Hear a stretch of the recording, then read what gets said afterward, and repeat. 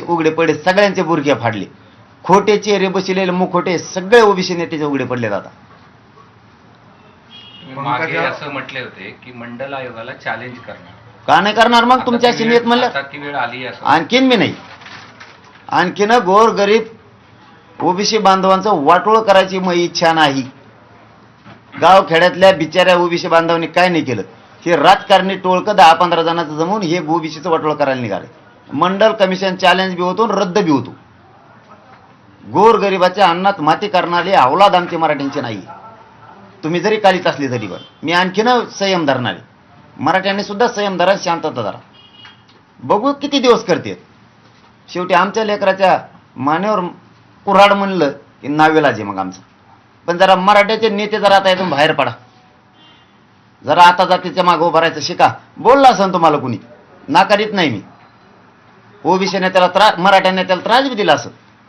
आपल्या लोकांनी देऊ द्या, आपले यांच्या त्रासापेक्षा तर कमी आहे. हे तर डायरेक्ट तुमच्या पोराचं मुंडकच छटा लागले जातीच्या.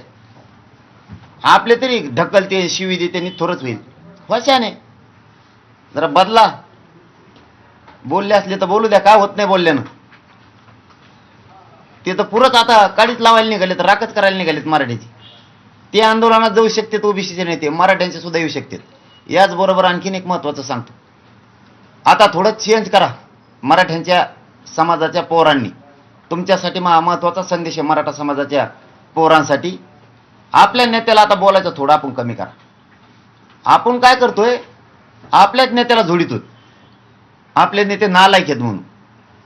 हे यांचे नेते ओबीसीचे नालायक आहेत तरी हे नालायक म्हणत नाहीत, चांगलाच आहे म्हणतात. थोडा बदल करा आपल्यात बी. आता त्यांचे नेते ते जवळ करायले तर आपले लुटून लावायला लागलेत. आपण त्यांचे लोटायलो तर आपले बी लोटायलो. आता आपल्या लोकांनी सुद्धा आपल्या नेत्याला बंद करा बोलायचं. आपण बी आता जरा यांचं शिकू, जरा यांच्याकडून शिकाव जातीवाद काय असतो ओबीसी नेत्यांकडून. आणि ती आपल्याला आता शिकायला मिळालं. जरा हुशारीनं व्हा. निवडणुकीत काही गोष्टी मिळाल्या बघायला, आता विचार बघायला मिळाले. निवडणूक झाल्यावर बघू म्हणले होते ना, हे बघायला लागलेत ते. आपण बघू पुढं, काही अडचण नाही, टेन्शन नाही घ्यायचं. पंकजा मुंडे यांनी सुद्धा ट्विट केलं आहे की जर ओबीसीचे बेकायदेशीर अशा पद्धतीचे प्रमाणपत्र वाटप या सगळ्या काळात केले असेल तर ते रद्द करावेच लागेल आणि ते करण्याची गरजही आहे. चांगली मागणी आहे ना. मराठ्यांच्या नेत्याचे पाय धुवून प्यायला सुरुवात करा पोरव. आता मराठ्याच्या नेत्याचे पाय धुवून प्यायला सुरुवात करा. बसायला जागा नव्हती व्यासपीठावर, यांना पाय धुवून प्यायला सुरुवात करा. ओबीसीच्या नेत्याच्या व्यासपीठावर महाराष्ट्रभर मराठ्यांचे काही नेते बसत होते, यांचे पाय धुवायला प्यायला सुरुवात करा. बरं झालं मराठ्यांनी त्यांना पाठबळ देऊन आमच्या बोकाटी बसिलं, त्यांना छाताडावर बसिलं आमच्या. चांगलं केलं मराठ्याच्या नेत्याने, खूप छान. मारा मराठ्याच्या नेते हो, मारा मराठ्यांचे पोरं.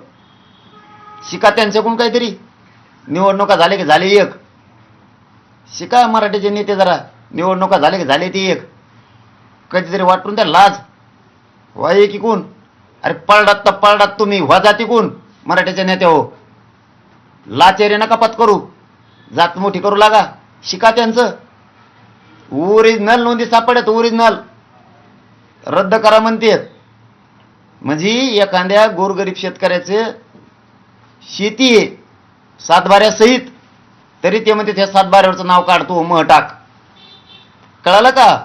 मराठा समाजाने समजून घ्या यांची काय नियत आहे यावलेवलीची. आपला 7 बारा आहे तरी तो म्हणतो तुपलं 7 बाऱ्याचं नाव काढ, मह टाक. म्हणजे आपल्या हक्काचं आरक्षणच दाबायचंय, आपल्या हक्काची भाकरच चोरायची आणि इस्टेट बी चोरायची यांना. चारी हाताने यांनाच वार पाडायचे आणि परत म्हणायचं मराठा जातीवाद करतो. मी जातीवाद नाही करीत.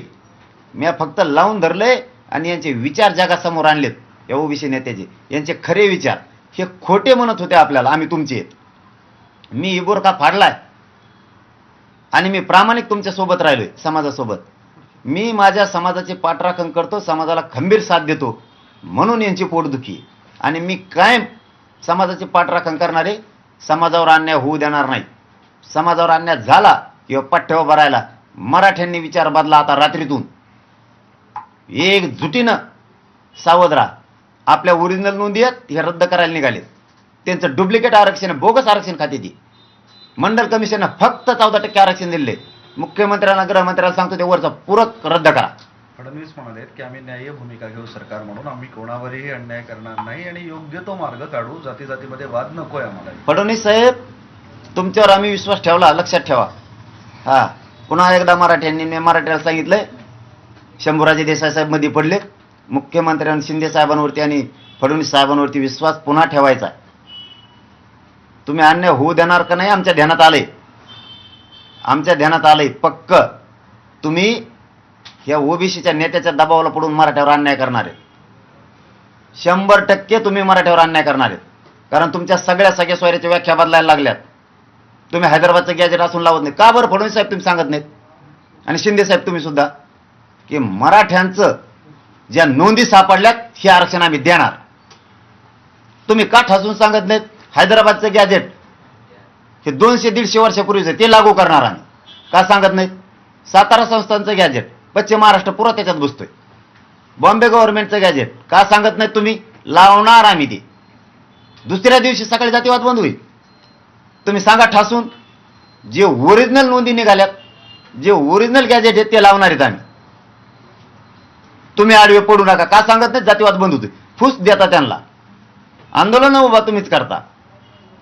तुम्ही येड्यात काढता मराठ्याला. माया मराठ्याला जर डुबायचं काम केलं ना, तुम्हाला बुडीलच म्हणायचं मी. ध्यानात राहू द्या तुम्ही बी. माझा बी मराठा आता एक झालेला आहे, पहिले एक नव्हता तेव्हा आम्हाला बी डिसिजन घेता येत नव्हती. अडचण येत होते आम्हाला निर्णय घ्यायला. आता समाज एकीकडून आहे. त्याच्यामुळं आम्हीच एकटे 50-55% बघत होतो तुम्ही कुठपर्यंत पुरतात आमच्या संग. वाद लावता यांना नाही हो आम्ही ध्यान देत. ते आंदोलन करणारे विरोधकच नाही आहेत. एकाही धनगर बांधवला आणखी आम्ही दुखवलं